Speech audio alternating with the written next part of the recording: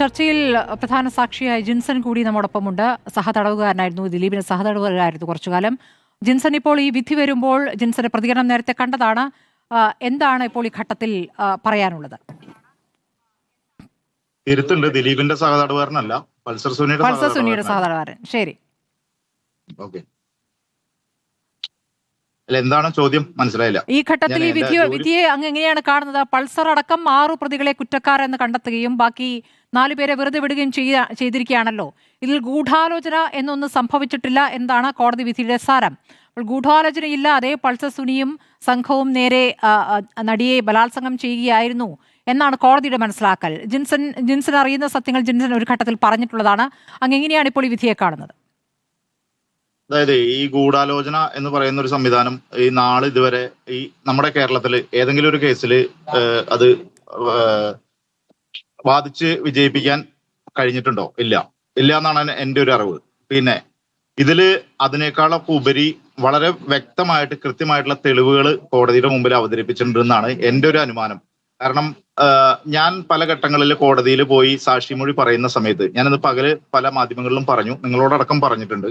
അതായത് പല ഘട്ടങ്ങളിലും ഈ കോടതിയിൽ മൊഴി പറയുന്ന സമയത്ത് ഈ കോടതിയുമായി ബന്ധപ്പെട്ട, ഞാൻ അതിൽ കൂടുതൽ എടുത്തു പറയണില്ല, നിങ്ങളത് അനുമാനിച്ചാൽ മതി. കോടതിയുമായി ബന്ധപ്പെട്ട് ഏറ്റവും അതിന്റെ അഡ്മിനിസ്ട്രേറ്റീവ് ആയിട്ടുള്ള ആളുകളൊക്കെ ഞാൻ ഓരോ മൊഴി പറയുമ്പോഴും പരിഹസിക്കുന്ന രീതിയിൽ, കളിയാക്കുന്ന രീതിയിലുള്ള ഒരു പ്രതി അന്ന് എനിക്ക് ഇതിനെ കുറിച്ച് ഇതിന്റെ എന്തായാലും എന്നുള്ള ഒരു ആശങ്ക ഉണ്ടായിരുന്നു. പക്ഷെ പിന്നീട് പല ഘട്ടങ്ങളിലും ഒരു മാറ്റം വരുമായിരിക്കും എന്ന് പ്രതീക്ഷിച്ചാണ് ഞാൻ ഇരുന്നിരുന്നത്. പിന്നെ എനിക്കിപ്പോ ഈ വിധിയിൽ ആശങ്കപ്പെടേണ്ടതോ അല്ലെങ്കിൽ സങ്കടപ്പെടേണ്ടതോ ആയിട്ടുള്ള ഒരു കാര്യമില്ല. എൻ്റെ അമ്മായിയുടെ മക്കളൊന്നല്ല ഈ പറഞ്ഞ ആരും, അല്ലെങ്കിൽ എൻ്റെതായ ബന്ധുക്കളോ എൻ്റെതായ ഇതൊന്നല്ല. ഒരു നാട്ടില് ഒരു ക്രമസമാധാന നില തകർന്ന ഒരു വിഷയം ഉണ്ടായി. അത് സർക്കാർ ഇടപെട്ട, സർക്കാർ നേതൃത്വം നൽകുന്ന ഒരു സംവിധാനത്തിന്റെ അതിനോടൊപ്പം നിന്നു. ആ സംവിധാനത്തെ വേണ്ട രീതിയിൽ കൈകാര്യം ചെയ്യാൻ ഗവൺമെന്റിനോ അല്ലെങ്കിൽ പോലീസിനോ കഴിഞ്ഞില്ല എന്ന് 100% ഞാൻ വിശ്വസിക്കണില്ല. ഒരു പരിധിവരെ കഴിയാത്തൊരു വിഷയമുണ്ട്. അതുകൂടാതെ ചില പർച്ചേസിങ്, ഏതെങ്കിലും രീതിയിൽ ചില പർച്ചേസിങ് നടന്നിട്ടുണ്ടാവണം എന്ന് ഞാൻ വിശ്വസിക്കുന്നുണ്ട്. പിന്നെ പോരാത്തതിന് ഈ ഇലക്ഷന്റെ 2 ദിവസം മുമ്പ് ഇത്തരം ഒരു വിധി വന്ന്, ഇത്തരം ഒരു ചർച്ച വന്ന് കേരളത്തിൽ ഒട്ടനവധി വിഷയങ്ങളുണ്ട്. ആ വിഷയങ്ങളിലൊന്നും ഒരു പ്രാധാന്യം കൊടുക്കാതിരിക്കാൻ വേണ്ടി ഇതിങ്ങനെ ഒരു ചർച്ചയാവാൻ വേണ്ടിയിട്ട് തന്നെയാണ് ഇങ്ങനെ ഈ 2 ദിവസം മുമ്പ് ഇങ്ങനെ ഒരു വിധി പുറപ്പെടുവിച്ചതെന്നാണ് ഞാനിത് മനസ്സിലാക്കുന്നത്. ഈ പൾസർ സുനി ദിലീപിന്റെ പേര് ഒരു ഘട്ടത്തിലും കോടതിയിൽ പറയാതിരുന്നത് എന്തുകൊണ്ടാണെന്നാണ് അങ്ങേക്ക് തോന്നുന്നത്? കോടതിയിൽ പറഞ്ഞിട്ടുണ്ടെന്ന് തന്നെയാണ് എൻ്റെ അറിവ്. അങ്ങനെ പറഞ്ഞിട്ടുണ്ടെങ്കിൽ അതിലൊരു പരിശോധന നടക്കുമല്ലോ. പറഞ്ഞിട്ടുണ്ടെന്ന് തന്നെയാണ് എൻ്റെ അറിവ്. എൻ്റെ അറിവ് എന്ന് പറഞ്ഞത് എനിക്ക് പരിമിതമായിട്ടുള്ള അറിവുകളാണ്. എന്റെ ഞാനേ ജോലി കഴിഞ്ഞിട്ട് ഇവിടെ ഹിന്ദിക്കാരാണ്, അവര് ഫോണിൽ സംസാരിക്കുന്ന ഡിസ്റ്റർബൻസ് വരുമായിരിക്കും. അങ്ങനെ ഉണ്ടെങ്കിൽ പറയണം. പറഞ്ഞോളൂ. ഓക്കെ.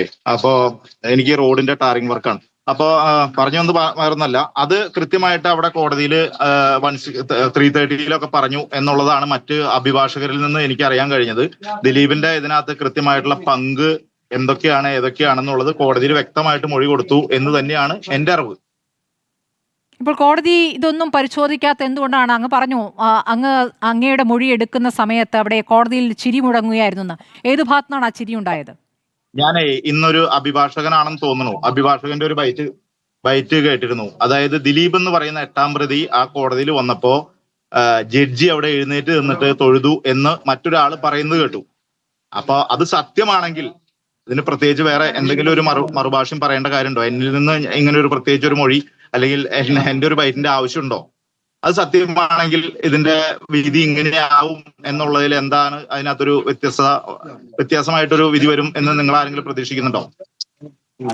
ഈ പൾസർ സുനി എഴുതിയ കത്തുമായി ബന്ധപ്പെട്ട അങ്ങേക്ക് ഒന്നുകൂടി ആ കാര്യങ്ങൾ പറയാം. അല്ല, കത്തുമായി ബന്ധപ്പെട്ട് അതൊക്കെ കോടതിയിൽ കൃത്യമായിട്ട് പറഞ്ഞിട്ടുണ്ട്. കത്തും അവിടെ എഴുതുന്ന സമയത്ത് ഞാനത് കാഴ്ചക്കാരനായിട്ട് നോക്കി നിന്നതാണ്. അത് പൾസർ സുനി പറഞ്ഞു കൊടുത്ത് വിപിൻ ലാൽ എന്ന് പറയുന്ന ഒരു നിയമ വിദ്യാർത്ഥിയായിട്ടുള്ള മറ്റൊരു കേസിൽ റിമാൻഡിൽ വന്നിട്ടുള്ള ആള് അത് പകർത്തി സുനി പറഞ്ഞു കൊടുക്കുന്നത് കണ്ട് അത് കൃത്യമായിട്ട് എഴുതി അത് മരട് കോടതിയിലേക്ക് പോകുന്ന ഒരു ദിവസം സുനി അത് കൊടുത്തു വിട്ടു. വിപിൻ ലാൽ അത് കൊണ്ടുപോയി വിഷ്ണു എന്ന് പറയുന്ന ഒരാളുടെ കയ്യിൽ കൊടുത്തു. വിഷ്ണു അത് ദിലീപിന്റെ മാനേജറായിട്ടുള്ള അപ്പുട്ടിക്കോ ദാദർട്ടിക്കോ അങ്ങനെ ആർക്കോ കൈമാറി എന്നുള്ള അറിവുകളൊക്കെ എനിക്കറിയാം. ശരി.